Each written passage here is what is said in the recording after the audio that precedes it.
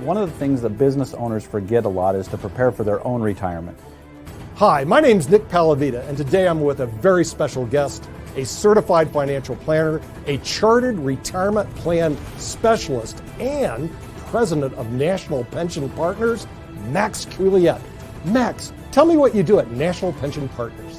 Well, Nick, we help successful small businesses and professionals put together retirement plans that provide them the maximum retirement benefits and big tax deductions at the same time. Well, how do you do this? Well, we get on an internet conferencing system with the client. We review their goals, what they want to accomplish, and then put together strategies to help them in implementing a retirement plan that benefits them, not everybody else. Well, that sounds really good, but how much does this cost? Well, it's really not bad because the first consultation is free. That allows us to go through and discover whether this strategy works for that business and for you as the business owner and helping you maximize your retirement. Well, Max, how do we get this free appointment? It's really pretty simple, Nick. You can either go to our website below or call us at 877-252-1692, and then we can set up a time with either myself, Nick, or one of our other retirement plan specialists, another CPA or advisor in the office to go over this with you and make sure it fits for you.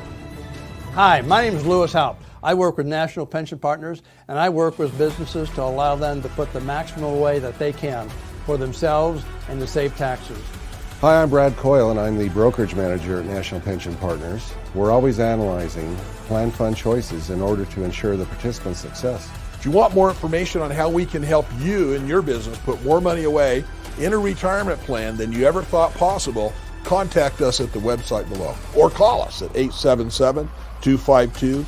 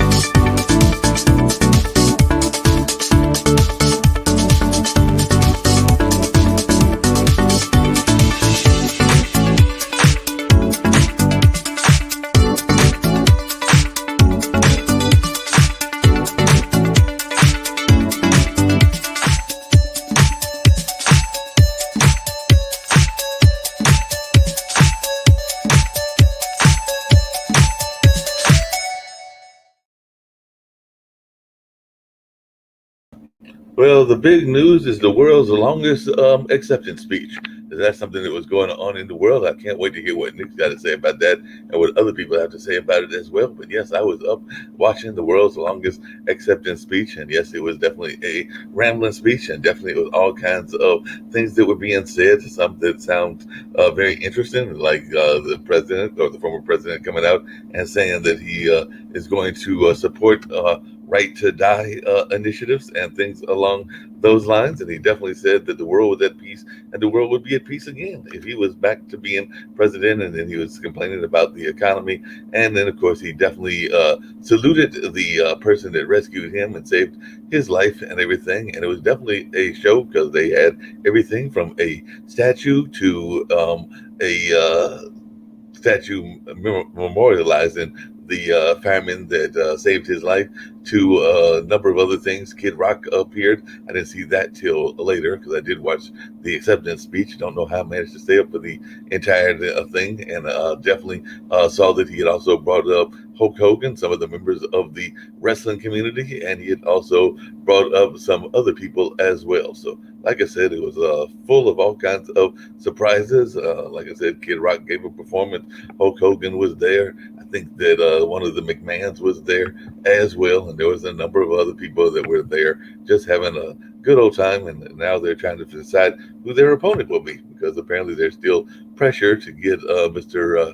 President Joe Biden out of office. But yeah, it was definitely full of all kinds of things, and apparently the fact checkers are having fun, because some of the things that former President Trump said it didn't gel with reality and all along those lines. So definitely it'll be interesting to see what goes on in that space. And the New York Times is calling it one of the truly awful and self-indulgence performances of our time. So definitely it looks like some very interesting moments. I think there was even a neon sign that had Trump's name and all along those lines. So it'll be very interesting. And maybe President or former President Trump is going to say that he can get Evan Gersevich out of prison, because apparently this Wall Street reporter has been sentenced to 16 years in Russian prison. So we did know he was standing trial, but this is what the final verdict was that he will have to serve 16 years and all along those lines. So it'll be interesting to see what goes on in that space and what folks have to say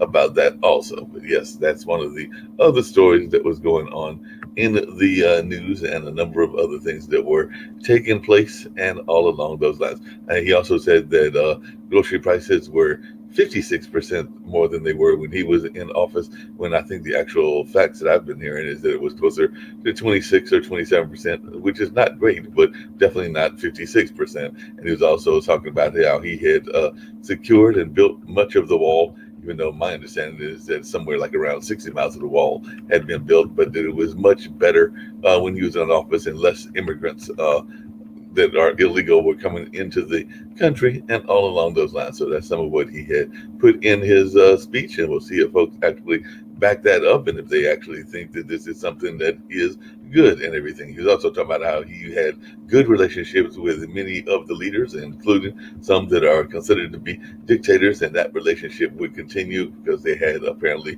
a fear of him, according to the way that he painted it and all along those lines. So it should be quite interesting to see what people's reactions are to the president's speech, if anybody else watched it among our crew, and what their thoughts will be about that and all along those lines. So I see I've got Lee Rhodes with me and everything in that space. So like I said, we'll see what folks say, and maybe Lee will jump on. It's been a minute since he jumped on, but I know he's been busy traveling and everything, and he might even have some thoughts in chat if he can't jump on and all along those lines. So we'll see what's going on in that way.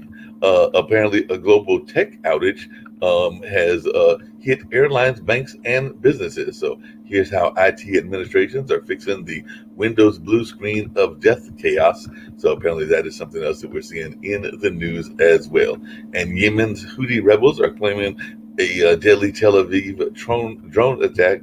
So that's something else going on in the news, as there was a large explosion that rocked Tel Aviv and all in that kind of space. So there's a number of things going on in the world, and I'm going to try to get to some of the other ones as well. But like I said, I was up definitely watching what was going on, because I'm one of those people that tries to see how things are going, not just from the Democratic standpoint, but the Republican standpoint and a number of other standpoints as well. So definitely, apparently Trump ended the longest speech in the convention history with a kiss from Melania. And of course, he also played back. It was like a rerun of many of the people that had come back that had spoken before. So that's one of the other things he did as well, was that he gave a shout out to just about everybody that had spoken before him and all along those lines.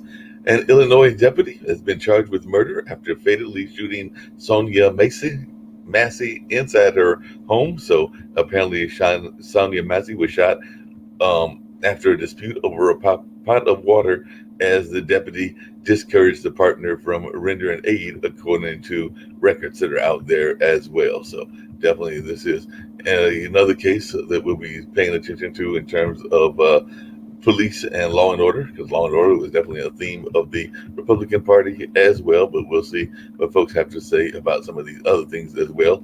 A Seattle police officer was fired over vile comments after the death of a woman fatally struck by a police officer. So Seattle officer was fired for cruel comments and callous laughter following an Indian grad student's death, according to the police chief in that area and all along those lines. So we'll see what folks have to say about that as well.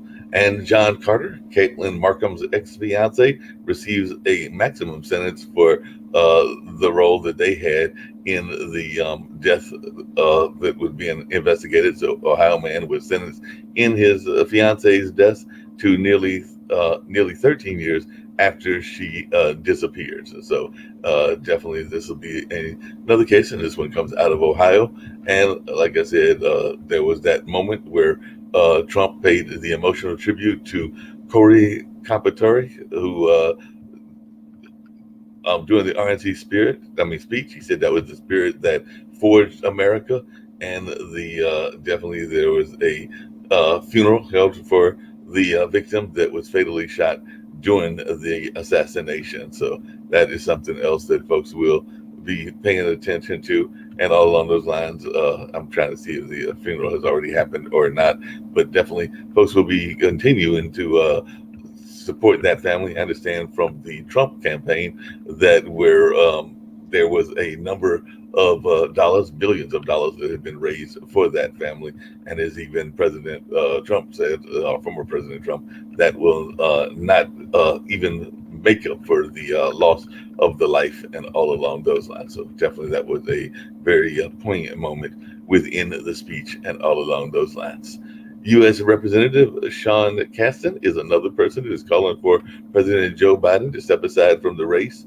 And it looks like the Biden campaign is facing a critical moment as the Democrats are continuing to encourage him to consider exiting the 2024 race. And apparently the Biden family is starting to discuss his possible exit plan from the 2024 race. So we'll see what goes on in that way. And the University of Florida President Ben Sasse is resigning after his wife was diagnosed with life-threatening illness and everything along those lines. So he's announced that he's going to resign in order to focus on his family and all in that kind of space. So definitely, and he was an ex-senator as well. So definitely we wish the family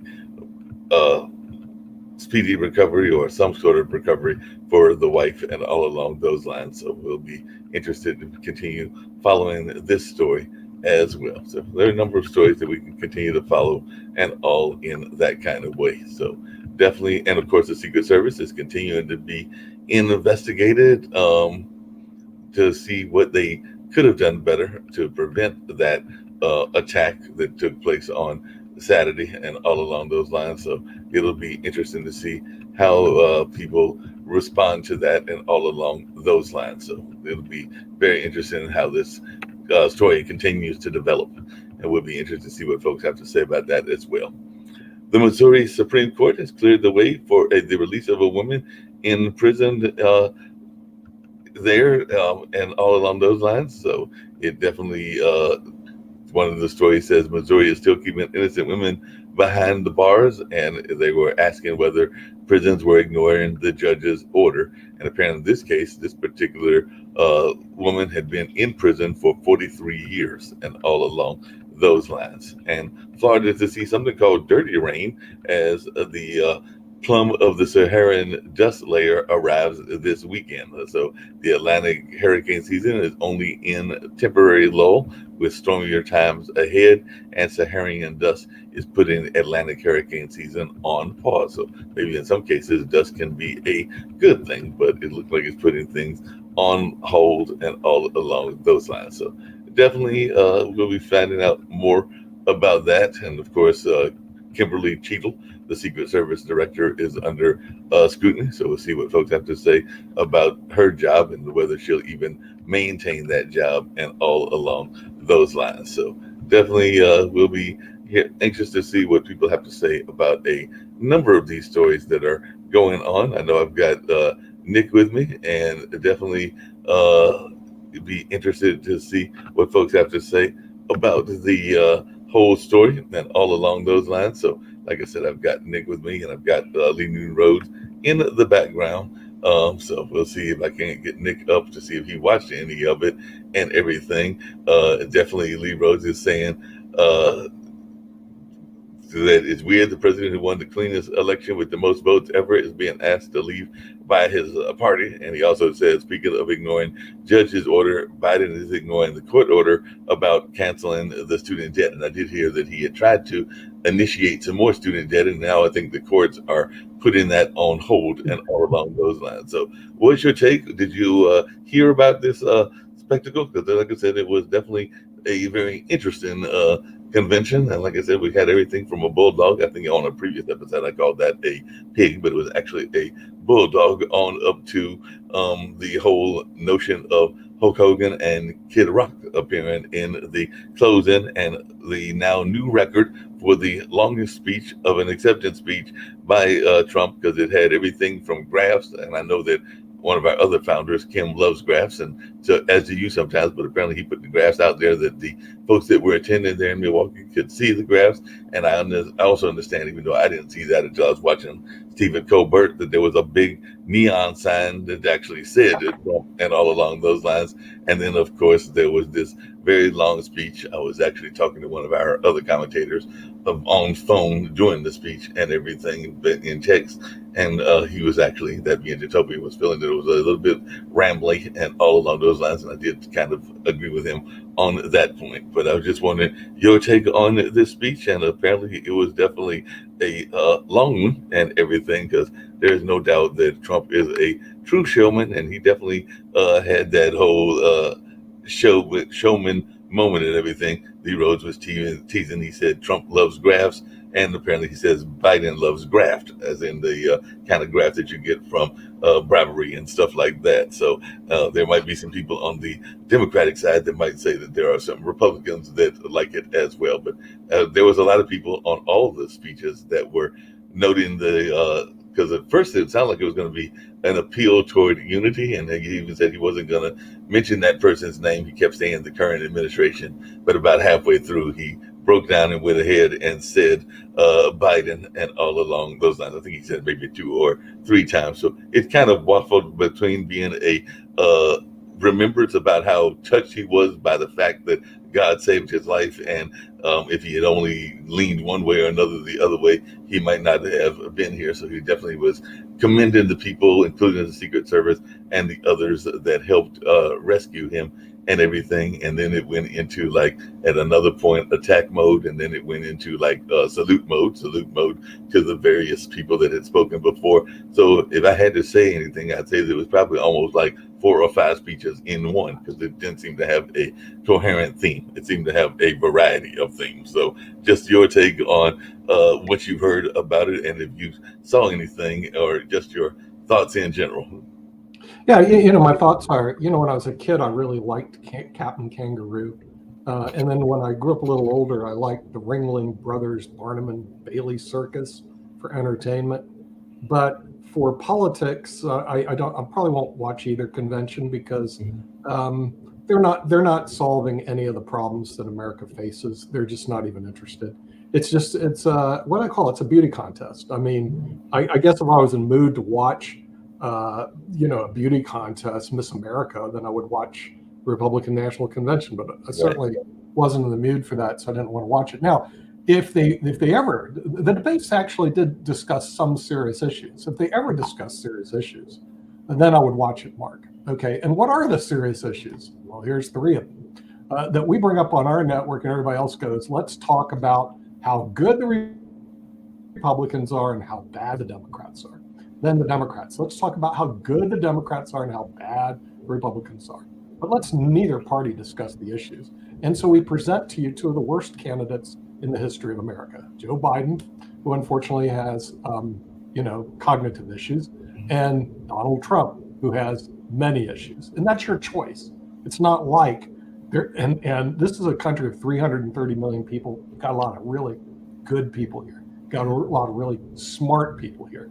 And I guess what they do is they stay away from politics. Speaking of smart people, Nick, he did bring up an issue. By the way, I do kind of agree with what Lee Rhodes said about your comment. He said beauty contest. Lord help us if there's a bikini competition, because definitely that would be bikini competition with Biden and Trump. That would be absolutely hilarious. Must-see TV, but I wouldn't watch that either. But there are some very serious issues that will never. Well, I was going to ask you about one of those, because he did bring up one of those issues, because he said, and it sounded like he was saying that he had a rescue plan for it because he didn't feel that maybe the Democrats weren't bringing it up. And one of the things that you oftentimes bring up on the network, particularly on the Economics Monday, is the fate of Social Security. And it did seem like he was trying to present this idea that he was going to rescue it. I didn't hear any specifics as to how he was going to rescue it, and that's one of the issues that I've had with some of the both Republicans and Democrats is I hear platitudes and things that are said, but I don't hear necessarily concrete plans. But he did mention Social Security. He did mention that other issue that you say we oftentimes talk about. He mentioned immigration and the notion that there were all these immigrants flooding, and I'm not saying that there aren't illegal immigrants flooding, but if you heard him and some of the other speakers talking, you would think that they are all, because he keeps going back to that Hannibal Lecter routine, so you would think that they were all coming from the insane asylums and the prisons of some of the horrible countries that are having issues of their own, like El Salvador. And I'm not saying that El Salvador is necessarily a horrible country, but I'm just saying they have their own issues, but they're coming from El Salvador, Venezuela, and a number of other places like that, and that they are flooding our streets and bringing loads of crime. And he even brought up this notion that crime was up. And I was watching one of the commentators, and they actually said that in the last couple of years, while it's not where we would like it, crime is down. So crime is actually, the figures are actually showing that crime is going down and everything. He also brought up this notion about some of the things that he had done in terms of like people coming in and how it was so low. I think he said it was low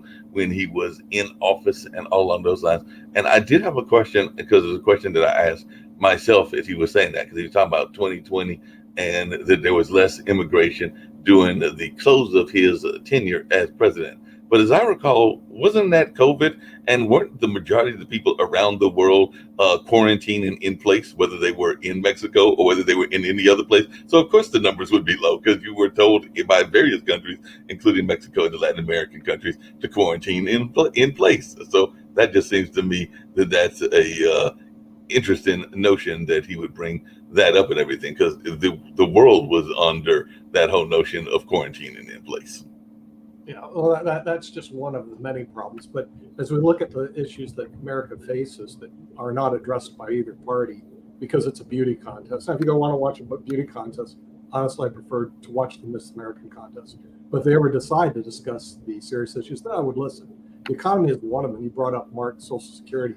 A lot of people don't even know Social Security is in trouble, not today, but in the next 10 years, because of the way it was actuarially funded. It was never funded soundly from the initial start when FDR signed it into law. What happens is it's what they call a pay-go system, pay as you go. As you get money in, you pay out. And most unfortunately, when you have a pay-go system, which is what Social Security is, if you have a declining population, which is what we have, you end up not having enough money to make the payments. Now, it's not an imminent danger today, but in 10 years, the trust fund will run out of money. And this situation, the sooner you get to it and correct it, the better off you are. Otherwise, as David Walker has pointed out, you're going to be faced with a dramatic 20% cut of all Social Security benefits in the United States in about 10 years from now. Medicare is even worse. They don't address the problem of Medicare. Medicare Trust Fund will go out of business this decade. So the thing is, it won't be this administration, but the next administration is going to see the end of Medicare. Now, it doesn't affect everybody. It only affects people over age 65, but they're going to find their health policies be destroyed. So as we look at the economy overall right now is doing really, really good. It's doing great for the top 1%. It's doing good for the top 10% and not bad for the top 20%. We just don't address the 80% who actually, there is no plan to figure out how to make the 80% of the population compete better, make more money, save more money. The average savings right now in the United States is less than $1,000. There's no plan at all to improve those metrics. If you look at the metrics, the average debt is $27,000. The average HELOC loan is $67,000. The average savings is $1,000. We have a really serious problem, but it's not for the top 1%. They're doing great. It's not for the top 10%. They're doing good. Not even for the top 20%. They're doing fine. It's the bottom 80%. And the bottom 80% are definitely in trouble and everything. Oh, no plan to address it, Mark. And no, but speaking of no plan, there was a couple of plans that were addressed, and I don't know that they are the greatest plans, because he did bring back this whole notion, and it sounds wonderful in theory, but it's my understanding, and you can correct me if I'm wrong, that I'm not sure how much tips are taxed in the first place, but he did bring back that notion of no taxes on tips and all along those lines. And he also brought back this notion, which he's talked about before, of having like a whole thing going on with us giving tariffs and forcing people that are bringing imported goods, including from some of our allies, he even said from some of our allies, to pay this money. So if I heard him correctly, if you are driving a Mercedes-Benz, because I think Mercedes-Benz is from one of our European countries and everything, the price might be a little bit higher, because he would want to try to get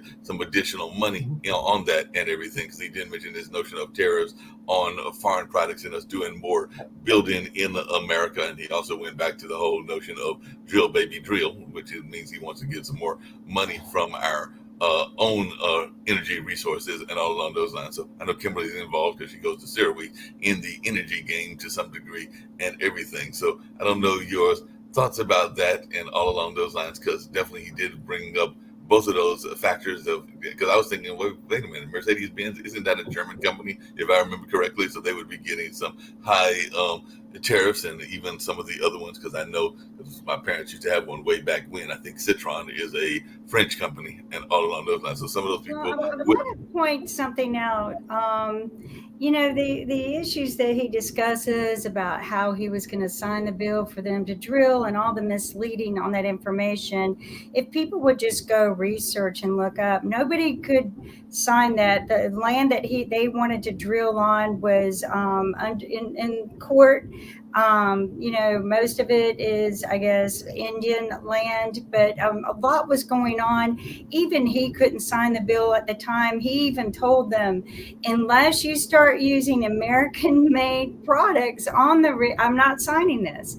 And they're not going to do that because it would cost too much money. So, he leads people to believe, I'm sorry he got shot, but it still doesn't change the fact that he leads people to believe one thing. Well, even Biden couldn't sign it, but Biden was just point blank, I can't sign this. You're still in court. You get your act together, come back, we'll talk.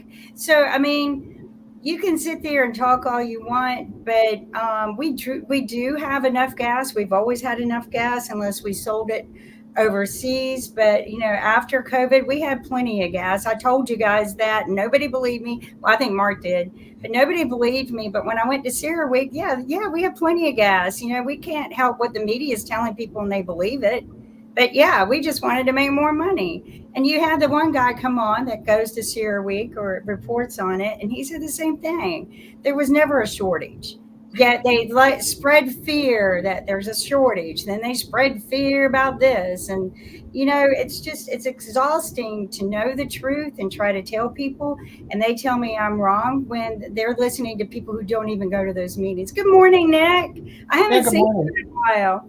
Yeah, I'm going to be busy packing to go to Barcelona, so I'm going to be tied up. I want to point something out, though. The other day, I went to get gas, and it was one time my tank got really low, and it was $3.90 something a gallon. I go, whoa, I heard Adam talk about how it jumped up to $4, and I'm like, thank God I have a hybrid. But then I said, you know what? I'm going to go to the gas station next door. And so this station, it was interesting. This station also had an advertisement, get 35 cents off a gallon when you buy our credit card and use it. So I went to the gas station next door, and it was $3.30 a gallon, 60 cents a gallon less.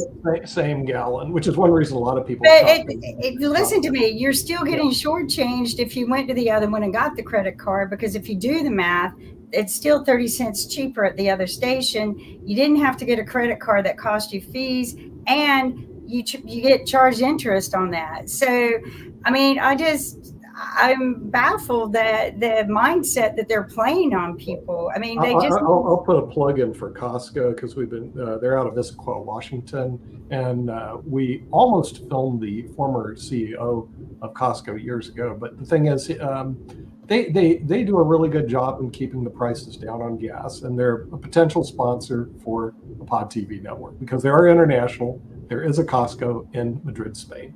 I already know that. In fact, There you go. there's one in There you Seville. I go. like one in Seville. So they do have that. Getting back to the Republicans, I guess they do have a plan, the tariff plan, which was the way United States collected taxes until like 1916 before they installed an income tax. And it could, because remember, if you want to balance our budget, you have to increase revenues to the government and decrease expenses, or both.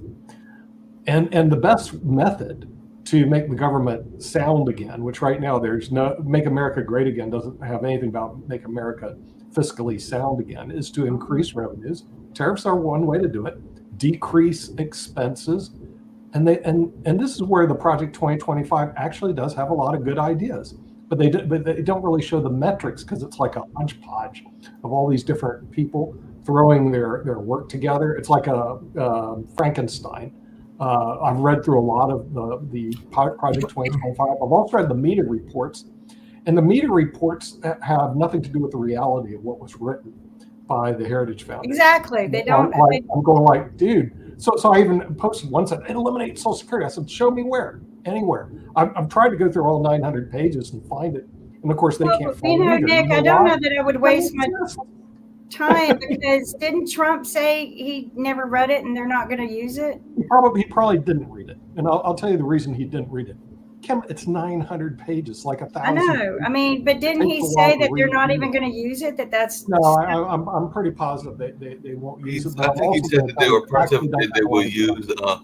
Nick, one of your good friends and a good friend of Shaq will be. I commend you for reading it. Sasha will be. I haven't read all of it. It's not. A good friend of Sasha will be glad as well, because the other thing that he brought up, which I know that Jonathan Lockwood is very much into and everything, is this notion that he will definitely be bringing the Space Force to the country and everything. So I know that Jonathan is very, very much big in that, and is even been a consultant in that area. Well, so that might not be a bad idea. Speaking of Sasha, where has he been? He's been in a tournament, a chess tournament. A chess tournament. Oh, that's right. I had an invite to that. Right. I got a weird invite online, and I'm like, and then I didn't realize that Sasha was participating. Well, here's the three major issues. Number one is the economy, and there's a lot to talk about there. Number two, in immigration. But my thinking is make them pay if they're going to play. But no one brings that issue up because they didn't think about it. That's what I've always said. And they do that everywhere. When I'm going to Spain, boy, they whack the foreigners, and rightfully so. Because the thing is, I'm invading their country, which used to be my country, but I didn't know that over almost 1,000 years ago. Okay, so I'm technically Hispanic, but the United States is very racist, so I should be celebrating National Hispanic Month, but I'm not. I'm not going to celebrate any other stupid months. I'll be celebrating the months over there. Now the thing, which is by the way, sound like my brother. I don't celebrate that. I'm a all they do is they celebrate saints. I mean, it's just really weird. Okay, China and BRICS. Never brought up, but this is a major threat for this country that no one knows about. Well, I have to call you. I'm going to ask a question real quick, because this is why I like listening to the PNR news down the road. Yeah. They'll take these things and they'll have a subject matter expert do pros and cons. And you mentioned the tariffs, and Trump has said, we're going to raise it 100% to whatever they raise, and And they did a pro and con on this, which I appreciate. I appreciate somebody sitting there and just not yelling, don't do it or it's stupid. Just breaking down the logistics and the math. And that's what they did. They said, well, if you do it this way, then this is the pro for it, but this can be the con. Right. What do you think the con would be if we did raise the tariffs on China to be equal to what they're doing to us? Oh, some of our goods will be more expensive because we buy. Remember, they compete because their labor is cheaper. Right. In other words, the thing is, if you can get near slave labor to work for you, you can produce cheaper goods in the United States. And then they import them because we made them equal to us in trading partners. And so United States companies can't compete. Look at your state of North Carolina. It completely folded the furniture industry. They used to have a very robust. I am the microchip. We used to be completely destroyed because of China. China has more people. That's the reason I'm going to go to China and BRICS. They have more people. They have smarter people. The United States, I'm sorry. They're bigger, but they're not as big. They're not financially as strong as we are. Nick, hold on a second. I have to ask. No, I want to Hold on a point second. something And out they that are competitive. I have to ask Nick a question about that. right, but I want to You point said something out that the Economist said that really hit home to me, because it's always the math to me. Trace the money. Where does it go? Who profits? Who gains? And he said, when you do raise the tariffs like that, the only people that will end up paying for it, yeah, the tariff money will come into the United States to the government, but the prices will go up. It will cause inflation, but the people who pay for that are you, the hard-working middle-class Americans, even the wealthy. You're going to pay more for your boats. You're going to pay more for your luxury items. I'm picking on you, but more for your airplanes. Cry me a bloody river. But Nick, but that's not a good thing to play that kind of game. No, it's a good thing for the American government, because the American government. But it's not good for the people. no, it's not good for people. But Nick Lee asked you a question. Some people. He said that Some shipping people. costs are Yeah, the irrelevant. rich people are going to have to pay more. Oh boy, Nick, crying there. Nick, Lee said that shipping costs are irrelevant. I was actually going to ask you a question because I actually know people that have got ties. The to shipping that cost is industry. very relevant right now. I got it's people that have ties to that industry and everything. While I have said on this show before that I think we did a horrible job in terms of protecting the film industry. Don't know enough about the microchip industry to just know what we're doing in that regards and everything. But it closed. We gave it to China. High Point still sponsors one of the biggest international furniture festivals in the country, and High Point still has a very robust furniture community. So I'm not going to give you High Point and everything, because High Point still. You need to resign that point, Mark. I was over there in High Point meeting with the furniture people, and they were telling me how bad they were killed because of NAFTA, how bad they were killed because of the imports. Go talk to them. Well, you're not going to be able to anymore because all their factories are closed. I was asked to come and work with them during when we were trying to get my patented invention going, and I went and worked with the police department there. And one of the things they were proud of was, the furniture industry crashed, and it created a huge drug problem, a lot of homelessness, and they had the highest rate per capita for domestic violence and fatalities, and they just suffered a fatality at that moment. And so I went there and I sat into their meetings, but in 1 year they cleaned it up with a no second chance, no tolerance, zero tolerance policy that the police took over, and they reduced the fatalities to zero. They were reducing the drug problems because they were just getting people off the street and cleaning it up. Now, it's a small town compared to the big cities. And what they were doing, probably there would be a lot of lawsuits in the big cities because, people who commit these crimes wouldn't tolerate it. But High Point did a big cleanup. But they did say that the downfall was because the furniture industry crashed and everything went to China. Yeah, I mean, the thing is, and see that this goes on with a lot of different industries in the United States without tariffs. Manufacturing. And the thing is, China plays smart. That's the reason I said the third biggest issue that should be in front of the convention. Remember, it was a beauty show. It was not. It was not a real. He did mention China. China's great. Ripped his shirt off. I was like, ripping his shirt. Yeah, God, put the strip song on. I mean, boy, that was perfect. But see, the BRICS is a real threat to the United States.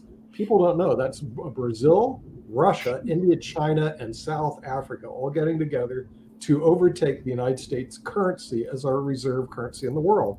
It's like having the SEC football players understand it. The SEC and the Big Ten expanding and destroying the ACC, which is going on right now. BRICS' idea is to destroy the United States of America's currency as the world reserve currency.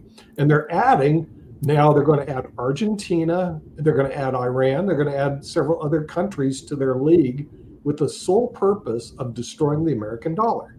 Now, why that isn't like front and center in all Americans is because we're such isolationists. We don't realize that we are in an economic war with China and we are losing big time. Their economy is growing, ours is shrinking.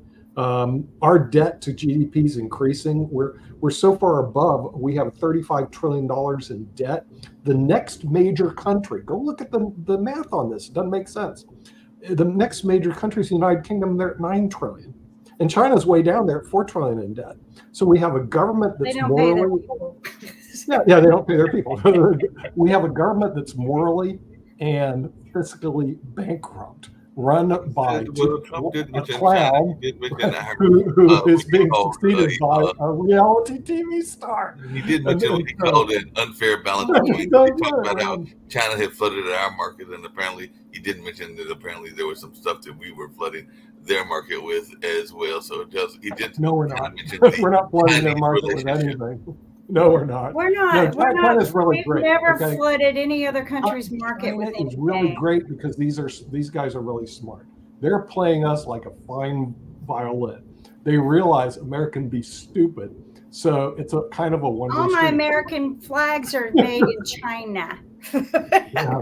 Well, they're real competitive. All of my American flags are made in China. None of them are made in America. Korea or one of the They're other Asian competitive. countries. They know Some of where it the might money even is. be made in India because I don't have that much made in China Well, material. notice I Brick. Let's go to did have Brick. a question based on Brick another is conversation. Russia, we had. India, and And if China. Shaquille was Guys, here, he wake might up. not like me mentioning this and everything. But one of the things that came up in the conference, and the Young Turks brought it up and everything, is I think it's Michael Flynn or something like that. He was a former member of the Trump administration. And there's this notion that the Christian nationalists are floating out there that this is a country made in the image of God, and it is a Judeo-Christian country and everything. So I think that he was saying that he would like to see the Bible taught in school, and I think that was one of the questions that the Young Turks were asking people, and also asking whether we are a divine nation, for lack of a better term, and everything, and whether we are one that should be under the gods of the Christian God, or should we allow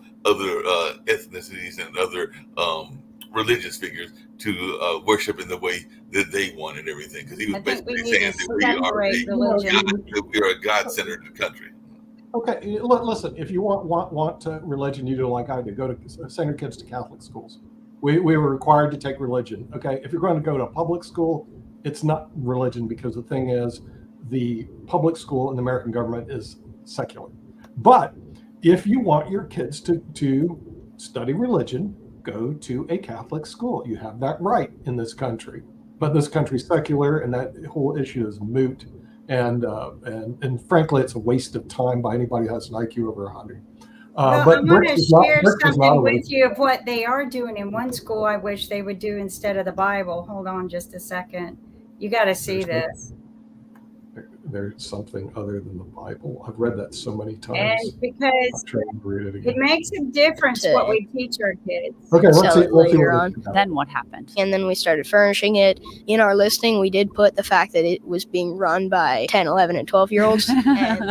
And despite that, we even got 5-star reviews, and so people were Amazing. very happy with it. This is like something you would never learn at any other schools, these kind of things. Nope. We had a workshop called How to Manage an Airbnb. What all was involved in that? So the first session, we were working on understanding cash flow, short-term rental. And then the second session, the decision came up whether we wanted to buy a property or rent out a property that allowed you to do short-term rentals. Yeah. And that's a complicated decision, right? So we ended up actually renting a property. We didn't want to end up buying a property and then having to sell it later on. Then what happened? And then we started furnishing it. In our listing, we did put the fact that it was being run by 10, 11, and 12-year-olds. And despite that, we even got 5-star reviews, and so people were Amazing. very happy with it. This is like something you would never learn at any other schools, these kind of things. Nope. We had a workshop called How to Manage an Airbnb. All right, there you go. I would Well, rather that my is- kids learn that That than is learn. really great. That is really great. And See, I would this is rather my children there are some learn. schools this that is do what that should even be here. taught in this There are school. some schools that Thank Okay, you. I mean, the thing is, this is really And there's- great. You know, they don't teach that. No, The that's not teachers true. keep wanting raises. I don't want to give them any They raises. They need to teach start teaching this, entrepreneurship but I'll and give them a raise. everything. So it might not be as But That's much what- Mark, they're not Yeah, they would teaching agree it to these children, to the young Yeah, kids. and- They and do do have you know- entrepreneurship schools in high school, Do you know but they that need to be 90 teaching this to They young do need to kids. teach it. 90% of people that are millionaires in the United States made it through real estate. And to my knowledge, today, as we're sitting, there are no real estate courses offered K through 12, not one in the United States. So if you want to be successfully financially in this country, you must know about real estate investing. Now, this is a real start. This is managing a But Airbnb. Kim and But Nick, it's pretty complicated. I know Kim watched the show. I don't know if you watched it yet, Right. but the online dinner party, which is on Wednesday, I had a young lady that's got the Laughing Monitos, which is actually teaching a lot of people about foreign language, because that is something that I think that where you're going to, Spain does a much better job than we do, because that's what I would like to see more of. It was my Achilles heel when I was in high school and everything, and even grade school and college. But I do wish that I had more knowledge of foreign language, particularly as more and more people are coming from these countries and they don't all speak English and everything along those lines. So I actually think that we need to do a better job of having our kids be not learning just English and not knocking English. It is the main language around the world and everything, but you probably also need to learn, if we are honest, Mandarin and Spanish, because those are two very much. Yeah, you definitely have to learn Mandarin, because we're going to all be working for the Chinese the way this country's headed. So the thing is, Mandarin, I think, is going to be useful. But what Kim just showed was actually something extremely important, that the K through 12 education could take place. They did this in chess. I was shocked, because when I was growing up, they're saying, hey, you can't teach elementary kids players chess. They're too dumb. The biggest growth area in chess is elementary kids. They all know how to play. It's absolutely amazing. And they can know how to do real estate investing, like this Airbnb, but that's just like one part of it. There's more parts in terms of buying versus renting. They keep complaining, oh, rents keep going up. Have you ever thought about owning a property? Oh, I don't know how to do that. Why not? Because I didn't take real estate when I was K through 12. Why not? Because my teachers all wanted raises, and none of them knew how anything about real estate investing. So we have to get real here, buddy. I hear what y'all are saying. That's a great idea, but I want to find something that Kim and Lee were saying in the chat, because we were talking about religion, and I do agree with something that both of them said. Because Kim, I think you mentioned that you don't celebrate Christmas, which I know is way down the line because we're doing July and all this hot weather and everything, but in a commercial way in a long time. And you talked about that you don't exchange gifts, and of course you eat well and go to prayer and walks and everything. But Lee said this notion, which I would argue in just about every holiday, including Juneteenth, including Kwanzaa, and a number of other things, because sometimes I think that we are so busy wanting to figure out how to make money off of holidays that all of the holidays have become commercialized too much, including Mother's Day and Father's Day, which we just recently celebrated, and even 4th of July and everything. So I'm just thinking that maybe we've gotten into this commercial mindset versus trying to remember what the nature of the holidays are. I mean, Chuck, we're ready to go into one in about a month and a half and everything, and most people will be concerned. I'm not saying that they don't need to be about the sales that they will be getting for their school children versus what the holiday was actually about, because it was about labor rights and everything. And yes, I'm talking about Labor Day, but a lot of people will be thinking about the purpose of the holiday. They'll be thinking about how they can get the latest Labor Day sales in order to get their kids into school with the nice outfits and everything. And you notice we have Labor Day, we don't have Employer Day, we don't have Entrepreneur Day, which it was kind of cute on one of those things. You're an entrepreneur, yeah, right. That means you're unemployed. And the guy goes, no, I founded Napster. Oh, Sean Parker founded Napster. He goes, yes, I'm Sean Parker. I thought it was pretty cool. But notice we don't celebrate Entrepreneur Day, and we don't celebrate people being self-employed. I just wonder why, when we know 50% of Americans work in small businesses. Half of them do. Instead, we spend a lot of time with large corporations. We spend a lot of time with labor. I have good news for you. What about owning your own business? Hold on a second. I have good news for you. That was the real problem. There is an Entrepreneur's Day. It's coming up in November 19th. It's the week before Thanksgiving. National Entrepreneur's Day is November 19th. Is it a day off like Labor Day, Mark? National Entrepreneur's Day is an annual event occurring on the third Tuesday of November that honors people who have built an empire from absolutely nothing, radical inventions by brilliant minds that shape the ideas that we live today, not to mention our future and everything. Yeah, by the way, is it a day off? Yeah, well, it's not a day off, but I got to teach you about You know why? Because entrepreneurs don't get days off. That's entrepreneurs oftentimes aren't even, hold on a second. Entrepreneurs oftentimes aren't even recognized by the various communities that they came from either. Because I was seeing, and I know Shaquille gets mad at me when I bring up things that have to do, as do you sometimes as well, race and everything. But have you opened a door lately? Any time in the last 2 days? Did we do what? Have you opened a door any time in the last 2 days? Open a door? Yeah. Open a door. Am I supposed to celebrate Open the Door Day? No, I'm just. Have you opened a door any time in the last 2 days? Yeah. Have you ironed your clothes in the last few days? Have I done what? Ironed your clothes. Hung clothes? Ironed your clothes. No. Well, when somebody's ironed your clothes, and you stopped at a traffic sign, right? Sometimes. Yeah, well, and you Counselor, what are you getting to with this line of question? You use your GPS, right? Counselor, what are you getting to with this line of question? All of those were things that were invented by African Americans in the early 1800s and everything. So literally, if you open your doorknob, you need to think some African American. Okay, well, that's great. I mean, what am I supposed to say? It still doesn't, like I said, also, it still doesn't address making Americans successful financially, which is something that we need to work on. And also we need to work on making sure that like I said, the economy benefits the top 20%, and the 80% the economy doesn't. And it's really, really sad, because we need to bring back a middle class and expand it, and make sure that, and to do that also, we got to deal with housing. I'm showing real estate investing, but housing is important in this country, and we don't have enough. Okay, capping national rents. I looked at that, and I have so I'm going to play something for you, because I want you guys to hear the stupid math. Because how much do you think rent has gone up in the past 3 years? What's the percent? About 20%. Yes. Okay, there you go. Now he's complaining and saying, oh, this is going to make him wealthy. Why are wealthy men going around trying to make you think Trump is hurting them and helping you? Because his math doesn't make sense to me, because he says 5% is going to make him a billionaire and cause them to go homeless because they're raising 5%, but it's gone up 32% in most places. Yeah. So here, listen to the stupidity, though. He was panicked. He's a real estate.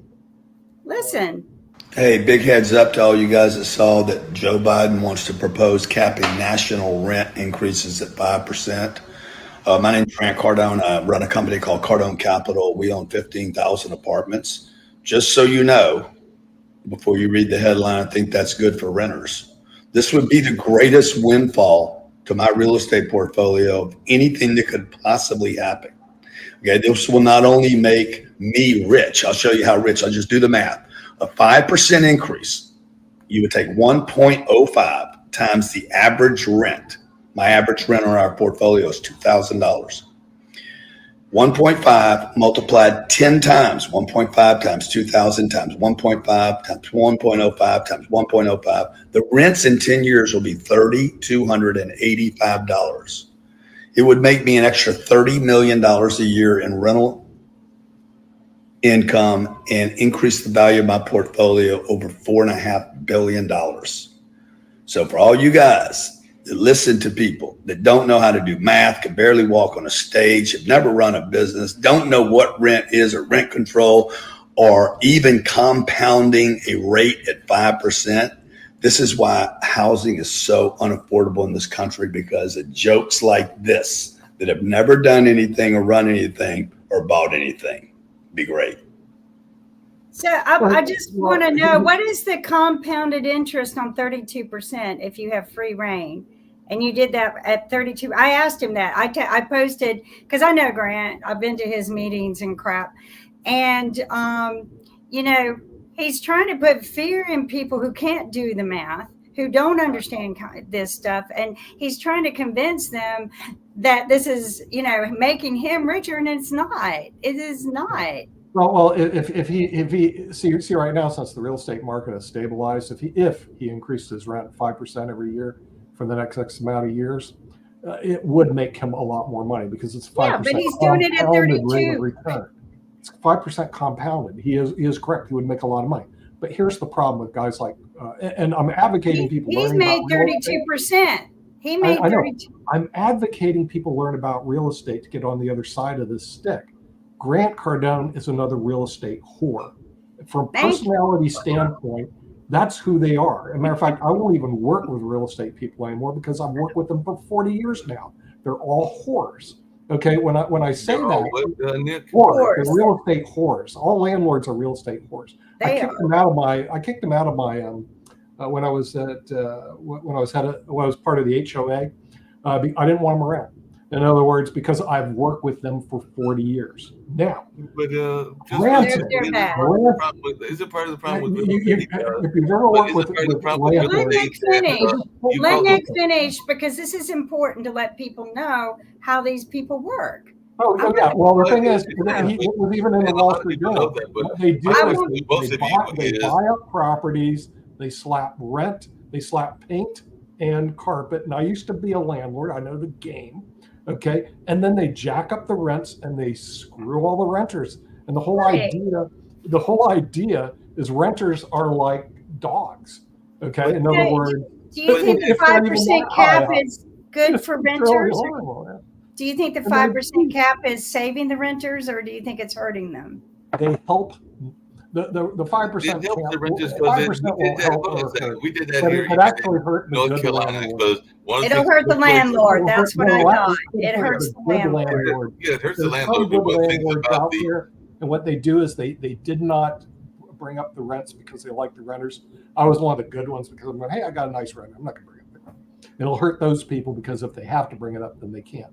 But the real estate whores, it's not going to hurt the real estate whores. Well, I mean, the only way you're going to be able to combat the real estate whores, you have to learn about real estate. I know we're wrapping You up. have to learn all the games that folks they that play. would You have to literally, learn the fact about landlord-tenant law. no, You have but to there learn was the a fact landlord that tenant. you're During the a height of the renter, pandemic, you're on a long-term during loser. the height of the pandemic, we had landlords that were not allowed to hike the rent, and then they hiked the rent after they were allowed to hike it, but they were capped at they couldn't hike the rent anymore because there was a time that there was a moratorium that you couldn't do it, and there was also a moratorium against going after people and evicting them, which they have stopped and everything. So there was a break. So if there's a cap, then I actually think it will have to help the renter, because that means that your rent is only going to go up but so much, and it can't go up more than what is allowed. Let me ask you this, counselors.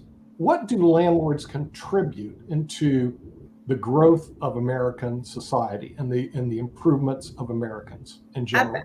You know what? I only know a few landlords, and I know that the few I do know, they don't jack up the rates because they say it costs more money to find a new tenant. Correct.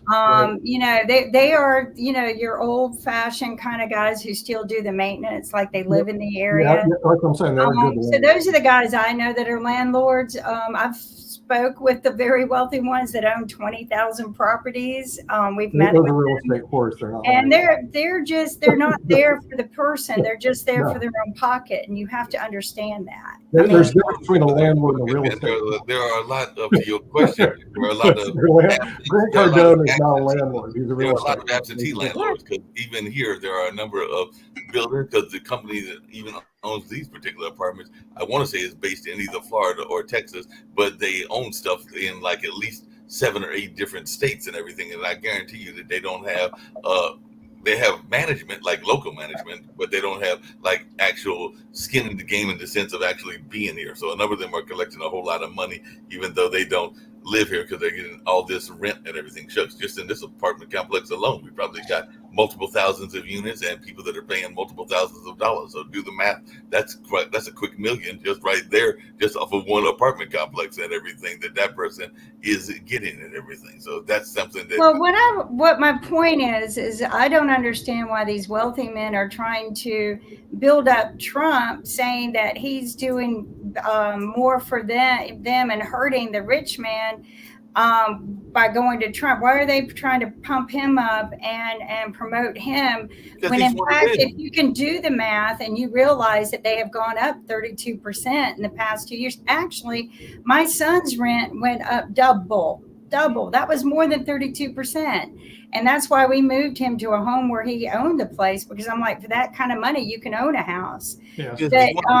But the idea that they're trying to cheat people who really can't do the math and twist things around.